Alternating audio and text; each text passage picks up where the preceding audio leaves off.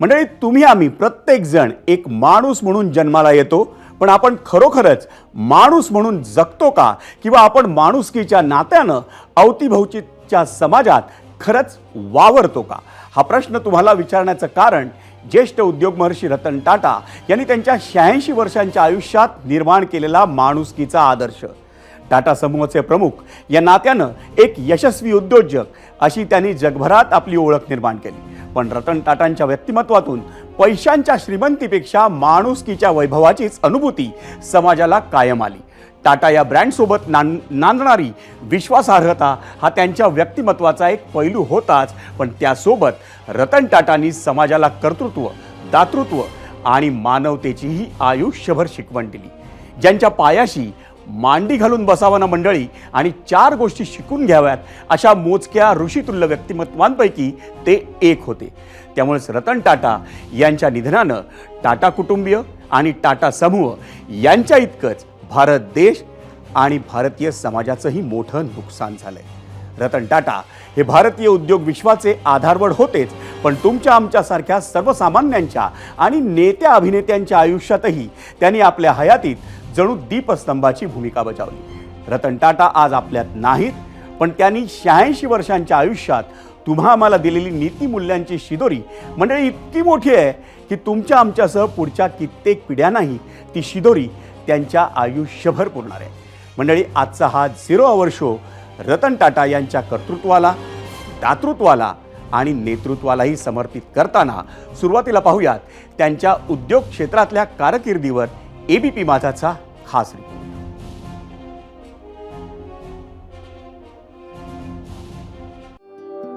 उद्योगपती रतन नवल टाटा. रतन टाटा वयाच्या 86व्या वर्षी दीर्घ आजारानं आपल्यातून निघून गेले आणि एका पर्वाचा जणू अंत झाला. यशस्वी उद्योजक ही रतन टाटांची पहिली ओळख होती, पण त्यांचं व्यक्तिमत्व आणि कार्यक्षेत्र हे उद्योग विश्वापुरतच मर्यादित नव्हतं. उद्योगातल्या भरभराटीसोबतच देशाची प्रगती, सामाजिक भान, सहकारी कर्मचाऱ्यांचं कल्याण आणि प्राणीमात्रांविषयीची तळमळ आदी प्रत्येक विषयातल्या त्यांच्या आस्थेनं एक आदर्श उदाहरण निर्माण केलं.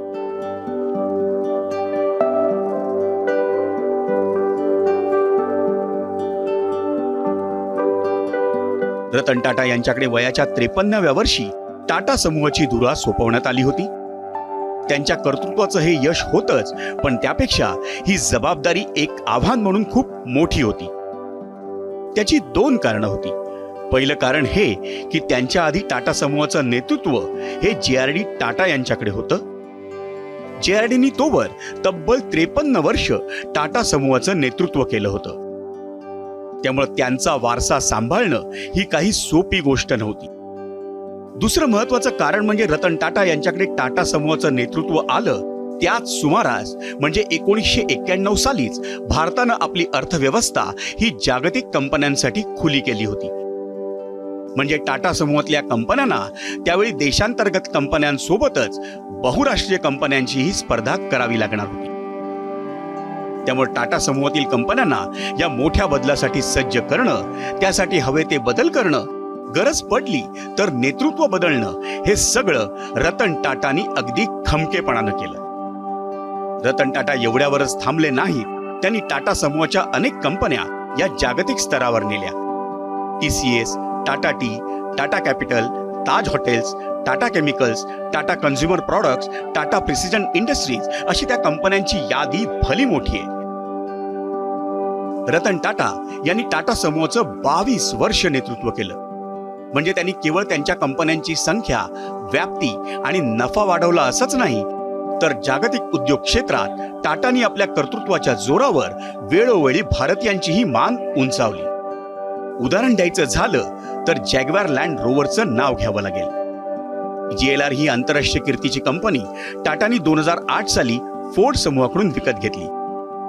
जवळपास 200 वर्षांच्या इंग्रज राजवटीचा इतिहास असलेल्या भारत देशातील एका उद्योग समूहानं ब्रिटनचा सर्वात प्रतिष्ठित ऑटो ब्रँड विकत घेणं हा भारतीय उद्योजकतेच्या प्रवासात एक मैलाचा दगड होता.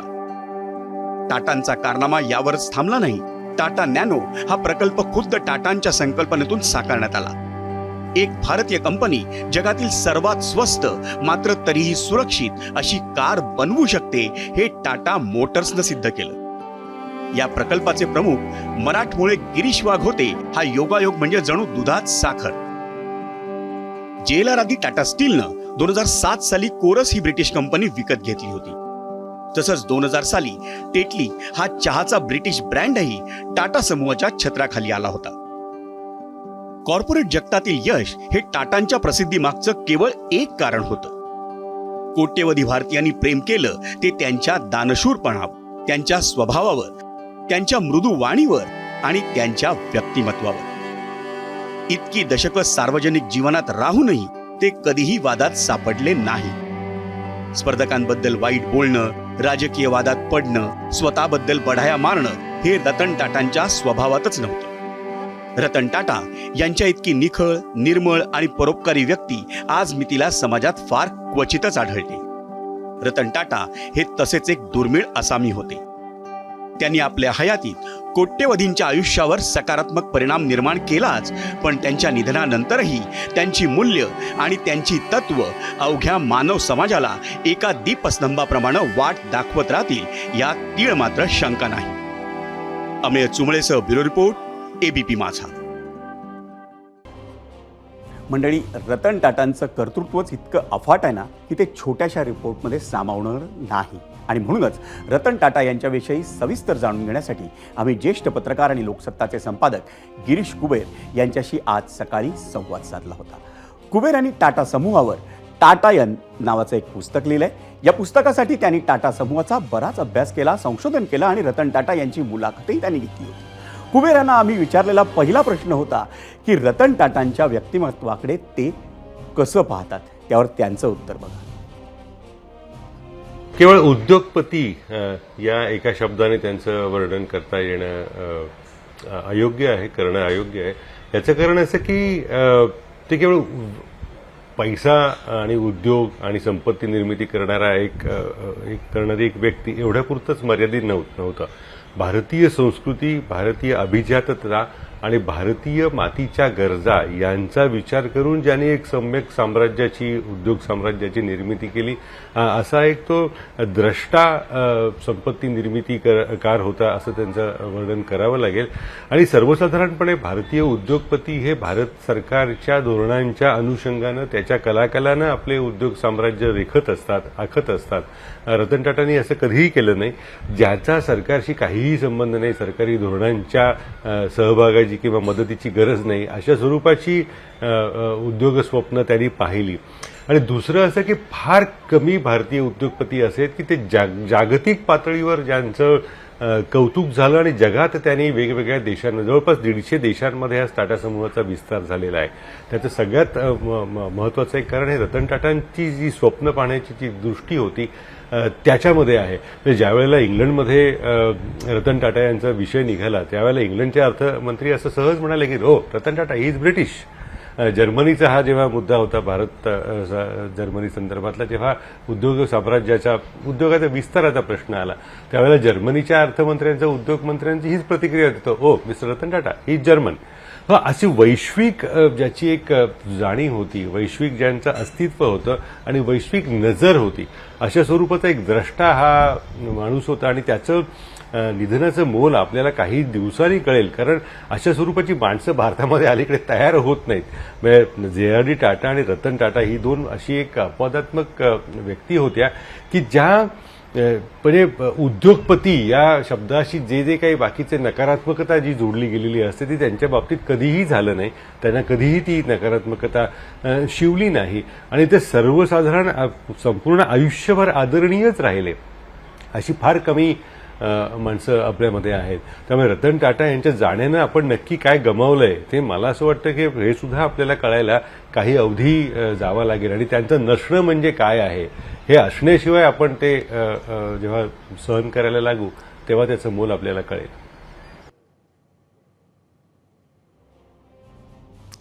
खरंच आहे, रतन टाटा यांचं नसणं म्हणजे काय आहे हे आपल्याला समजायला खूप वर्ष लागणार. पण गिरीश कुबेर यांना जाणवलेली रतन टाटांची आणखी काय स्वभाव वैशिष्ट्य ती जाणून घेऊया त्यांच्याकडूनच.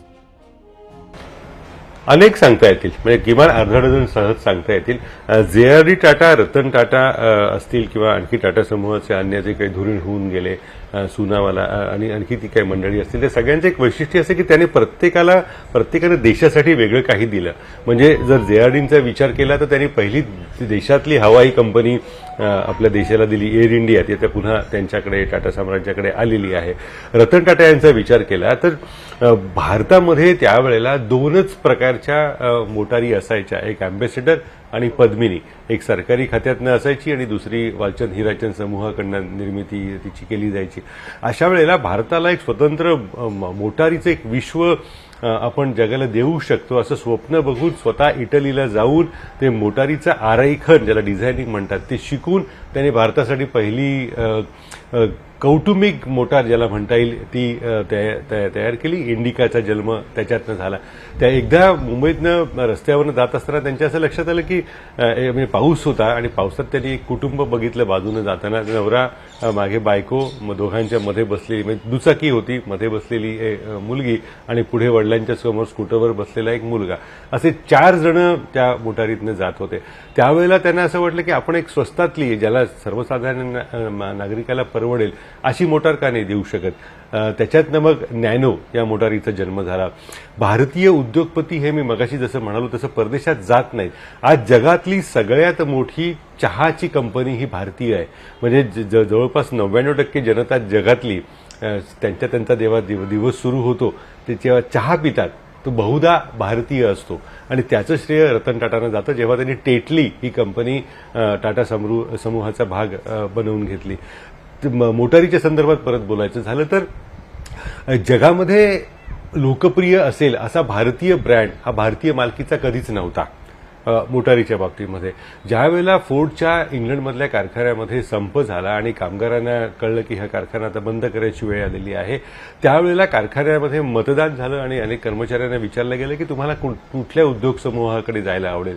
तर जवळपास 90% कर्मचाऱ्यांनी आम्हाला टाटा समूहाचा भाग व्हायला आवडेल असं मत व्यक्त केलं. बाकीचे काही 2-4 उद्योगपती, जगातले अन्य उद्योग सुद्धा त्याच्यामध्ये होते स्पर्धेमध्ये आणि तो उद्योग समूह भारतीय कंपनीचा भाग झाला. आज अनेकांना माहीत नसेल, म्हणजे ब्रिटनचे राजा राणी, किंग चार्ल्स किंवा ही जी सगळी लोक ज्या काही मोटारी वापरतात, अमेरिकेमध्ये मोठ्या प्रमाणावर ते वापरतात, ज्या लँड रोवर नावाच्या ज्या मोटारी आहेत किंवा जगवार नावाची जी एक अतिशय शाही अशा स्वरूपाची जी मोटार आहे ती टाटा साम्राज्याचा भाग आहे, हे अनेकांना माहिती नसेल. त्याचबरोबरीनं पोलाद कंपनीमध्ये भारतीय कंपन्यांचा आकार भारतापुरताच मर्यादित होता. टाटानी जेव्हा कोरस ही जागतिक कंपनी आपल्यामध्ये साम्राज्यामध्ये आणली त्यावेळेला भारतीय कंपन्यांचा, पोलाद कंपन्यांचा जो काही आकार होता तो एक जागतिक पातळीवरती आव्हानं देता येईल असा निर्माण झाला. त्यामुळे असे अनेक उदाहरणं देता येतील की जे केवळ रतन टाटा यांच्यामुळे शक्य झाली. हे केवळ आर्थिक विश्वात म्हणतोय, त्याच्याशिवाय त्यांचं अलीकडचं सगळ्यात ताजं उदाहरण कौतुक करायला हवं, भारतीय माणसांनी लक्षात घ्यायला हवं. कारण भारतीय माणसांना रस्त्यावरची माणसं आणि रस्त्यावरची कुत्रे दोघांनाही हडतहुडूत करायला आवडतं, पण रस्त्यावरच्या कुत्र्यांसाठी या माणसांनी जे केलेलं आहे त्याची तुलना फार किंवा अशक्यच आहे असं म्हणायला हवं. रतन टाटा जेव्हा बॉम्बे हाऊसमध्ये यायचे, गाडीतनं उतरल्या आसमंतातले आसपासचे सगळे कुत्रे त्यांच्या मोटारीपाशी धावत यायचे आणि हे जणू आपले मित्र आहेत. त्यांना नावं होती, रतन टाटांनी दिलेली नावं होती. हे त्यांच्याशी गप्पा मारत रतन टाटा बॉम्बे हाऊसच्या मध्ये प्रवेश करून लिफ्टपर्यंत जायचे आणि हे सगळे कुत्रे त्यांना त्यांच्या दरवाजापर्यंत सोबतीला असायचे, लिफ्टच्या दरवाजापर्यंत. आणि नंतर शेवटचं त्यांचं एक मोठं काम होतं की मुंबईमध्ये चांगल्या अर्थाने एक जागतिक स्तरावरचं प्राण्यांचं रुग्णालय नव्हतं आणि आपला कायदा असा होता की जिथे तुम्हाला रुग्णांना म्हणजे प्राण्यांना रात्रभर दाखल करून घ्यावं लागेल अशा स्वरूपाची व्यवस्था करायला बंदी होती कायद्यानं. तो कायदा रतन टाटांच्यामुळे बदलला गेला आणि मुंबईमध्ये पहिलं जागतिक स्तरावरचं प्राण्यांचं रुग्णालय केवळ रतन टाटांच्यामुळे तयार झालं आणि ते त्यांनी स्वतःच्या पैशातनं उभं केलं. म्हणजे टाटा समूहातल्या कुठल्या उद्योगपतीनं त्याला देणगी दिली असं नाही. असे अनेक दाखले देता येतील. ज्यावेळेला 2008 झालं मुंबईला नोव्हेंबर महिन्यामध्ये जो दहशतवादी हल्ला झाला तर ताजच्या परिसरातले अगदी चणे फुटाणे विकणारे सुद्धा जखमी झाले. तर त्यावेळेला रतन टाटांनी जातीनं लक्ष घालून प्रत्येकाचा पत्ता शोधून काढला आणि त्या सगळ्या रस्त्यावरचे चणे फुटाणे विकणाऱ्यांना किंवा ते फोटोग्राफर्स असतात, ते गॉगल विकणारे असतात, गेटवे ऑफ इंडियाच्या परिसरातले, त्यांना घरी जाऊन जाऊन टाटा समूहाच्या वतीने मदत दिली. हे केवळ रतन टाटांमुळे झालं, कारण खरं म्हटलं तर त्यांचं ते काही कर्मचारी नव्हते, त्यांची जबाबदारी आर्थिक जबाबदारी घेण्याचा यांनी काही प्रश्न नव्हता, पण तरी सुद्धा त्यांनी हे केलं. याचं कारण हा जो एक संपत्ती निर्मितीतला सात्विकता नावाचा जो गुण आहे तो त्यांच्यामुळे भारतीय समाजाला समजला असं म्हणता येईल. म्हणून ती सात्विकता अंगी जपणं ही रतन टाटांना आपण जर काही करू शकलो तर तीच खरी श्रद्धांजली असू शकेल. थोडक्यात सांगायचं तर ते केवळ द्रष्टे उद्योजकच नव्हते, तर माणूस आणि प्राणी यांच्याविषयी त्यांच्या मनात अतिशय कळवळा होता. आणि म्हणूनच उद्योगांनी केवळ नफ्याचा नाही तर एकंदर समाजाचा विचार केला पाहिजे असं रतन टाटा म्हणायचे. सामान्यांचा विचार करण्याचा त्यांच्यात जो गुण होता त्याबद्दल गिरीश कुबेर यांनी काय म्हटलं आपण तेही पाहूया. आधीपासूनच टाटा समूहाचं ब्रीद आहे. पु ल देशपांडेंनी आता खूप छान सोपं वर्णन करून टाकलं की भारतीय संस्कृतीचं वर्णन करायचं झालं तर कसं करता येईल. तर पुलंचं वाक्य आहे की खालती बाटा आणि वरती टाटा, पायामध्ये बाटाच्या चपला आणि बाकी सगळं टाटा, हे त्या समूहाचं वैशिष्ट्यच राहिलेलं आहे. आणि देश प्रथम हा जो एक असा राष्ट्राभिमानी भावनेतनं एक संकुचितपणाने त्याच्याकडे बघितलं जातं, तसं त्यांचं कधीही वागणं नव्हतं. हे मानवतेच्या नजरेनं त्यांनी नेहमी बघत आलेले आहेत. म्हणजे एखाद्या प्रकल्पामुळे जर पक्षी बाधित होत असतील, स्थलांतरित पक्षी, तर तो त्या प्रकल्पाचं स्थळ हलवणे इतके औदार्य उदारता त्यांच्या अंगी होती. माझं जेव्हा टाटायन पुस्तक लिहित होतो त्यावेळेला त्यांच्याशी अनेकदा संवाद झाला. त्यातल्या एका मुलाखतीत मी त्यांना विचारलं होतं की तुम्हाला असं नाही का वाटत की तुम्ही अमेरिकेमध्ये, युरोपमध्ये, अन्य देशात जन्माला आला असतात तर अधिक मोठी झाला असतात, टाटा समूहाची व्याप्ती अधिक वाढली असती. ते म्हणाले बरोबर आहे, तसं निश्चित झालं असतं, पण तिथे तसं करू शकणारे अनेक जण होते. आपल्या परिसरात, आपल्या भागात ते तसे नाही आहेत, म्हणून मी इथे करतोय, याला जास्त माझ्या दृष्टीनं महत्व आहे. तर ही जी एक मातीशी नाळ सांगणारी वृत्ती आहे, ही मला असं वाटतं ही फार कमी उद्योगपतींमध्ये असते. आपले उद्योगपती काय, सामान्य नागरिक सुद्धा मोठ्या प्रमाणावरती अनिवासी भारतीय असतात. आपल्याला म्हणजे निवासी भारतीय माहिती आहेत, पण हे निवासी अभारतीय असतात. एक पाश्चात्य जगाची ओढ असणं. रतन टाटा असे अजिबातच नव्हते. म्हणजे परदेशास्थ भारतीयांना आपण अनिवासी भारतीय म्हणतो, पण त्याच्या पलीकडे एक मोठा वर्ग असा असतो की तो भारतीय असतो पण अनिवासी असतो. रेसिडेन्शियल नॉन इंडियन्स असं त्यांचं वर्णन करता येईल. रतन टाटा असे अजिबात नव्हते. अत्यंत साधेपणानं आपण या समाजाचाच भाग आहोत अशा पद्धतीनं ते वागायचे. आणि आपल्याकडे धनाढ्यांचं, सत्ताधीशांचं किंवा सर्वोच्च स्थानात जे असतात त्यांचं साधेपण हे समोरच्याला दबकून टाकणारं असतं. ते साधेपण मिरवणारं साधेपण असतं. रतन टाटांचा साधेपणा असा अजिबातच नव्हता. तो प्रामाणिक साधेपणा होता, तो खऱ्या माणसाचा साधेपणा होता. आणि ते वैयक्तिक आयुष्यात जसे होते तसेच सार्वजनिक आयुष्यात सुद्धा होते. त्यामुळे हे साधेपणासाठी त्यांना काही वेगळे प्रयत्न करावे लागले असं झालेलं नाही. तो त्यांच्या सादगी, ज्याला हिंदीमध्ये एक अतिशय छान शब्द आहे, सादगी असणं, हे साधेपण असणं, हे त्यांच्या नैसर्गिक स्वभावाचा भाग होता. हा टाटा घराण्याच्याच वैशिष्ट्याचा भाग आहे. म्हणजे रतन टाटाच्या आधी जेव्हा जे.आर.डी. टाटांकडे टाटा समूहाची धुरा होती 91 सालापर्यंत, ते ऑफिसला येताना जवळच्या एका बेस्टच्या बस स्टँडवर त्यांना कार्यालयातला कर्मचारी थांबलेला दिसला. तर त्यांनी त्याला गाडीमध्ये घेतलं. तो कर्मचारी म्हणाला, नाही मी तुमच्या गाडीमध्ये कसा बसू? तर ते म्हणाले, गाडी माझी नाही आहे, टाटा समूहाची गाडी आहे. तर हा जो साधेपणा आहे हा रतन टाटांमध्ये तसाच्या तसा अंगी उतरलेला होता. त्यामुळे सॉल्ट टू सॉफ्टवेअर हे म्हणजे इंग्रजीमध्ये ज्याचं वर्णन केलं जातं, ते मिठापासनं ते अगदी अत्युच्च दर्जाच्या सॉफ्टवेअरपर्यंत अशा संपूर्ण मानवी जीवनाला, परिघाला हात घालणाऱ्या उद्योगांचं व्यवस्थापन, निर्मिती त्यांच्याकडून झाली, उत्पादनं तशी झाली. हे माझ्यासाठी फार महत्वाचं वाटतं.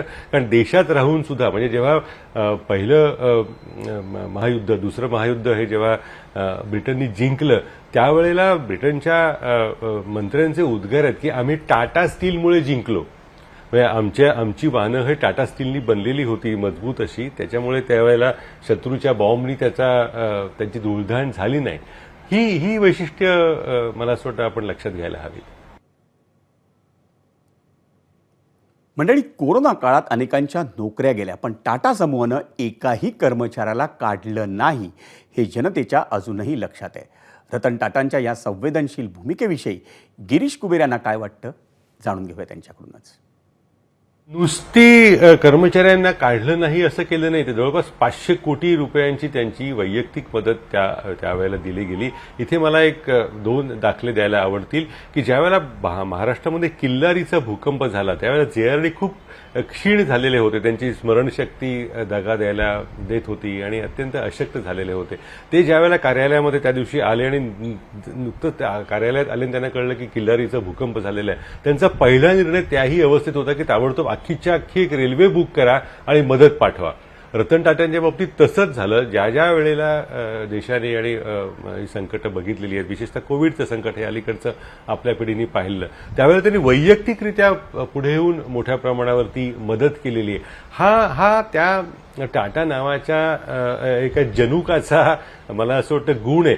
ज्यावेळेला पहिल्या महायुद्धानंतर इथे आजारांची साथ होती त्यावेळेला पहिले जे टाटा होते जमशेदजी टाटा, त्यावेळेला त्यांनी रशियातल्या एका तज्ज्ञाला मुंबईमध्ये बोलवलं आणि जाहीररित्या लसी घेतल्या सहकुटुंब सहपरिवार. कारण लसीची लोकांना भीती वाटायची आणि तो रशियन जो तज्ज्ञ होता त्याच्या नावाने मुंबईमध्ये एक संस्था आहे ज्याचं नाव हाफकिन इन्स्टिट्यूट आपण म्हणून त्याला ओळखतो. त्या हाफकिनला टाटाने मुंबईमध्ये आणलं आणि स्वतः टाटा, त्यांची पत्नी, त्यांची बाकीचे कुटुंबीय यांनी लसी टोचून घेतल्या. म्हणजे तिथपासून जी परंपरा एक उदात्ततेची सुरू झालेली आहे ती इथे कोविडच्या मदतीपर्यंत येऊन थांबते.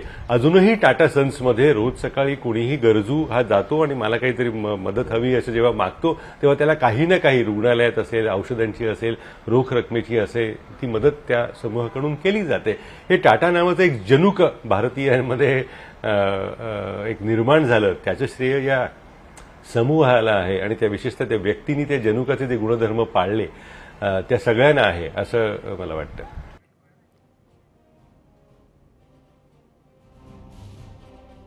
मंडळी, ज्येष्ठ उद्योग महर्षी रतन टाटा यांच्या उद्योग क्षेत्रातल्या कर्तृत्वाविषयी आणि त्यांनी जपलेल्या समाजभानाविषयी आपण ज्येष्ठ पत्रकार आणि लोकसत्ताचे संपादक गिरीश कुबेर यांच्याकडून अगदी सविस्तर जाणून घेतलं. एक माणूस म्हणून रतन टाटा यांची शारीरिक उंची ही 6 फुटांच्या आसपास होती, पण 86 वर्षांच्या आयुष्यात त्यांच्या माणुसकीची किंवा त्यांनी जपलेल्या मानवतावादी भूमिकेची उंची ही कोणत्याही एककात न मोजता येण्यासारखीच होती. एबीपी माझा, उघडा डोळे बघा नीट.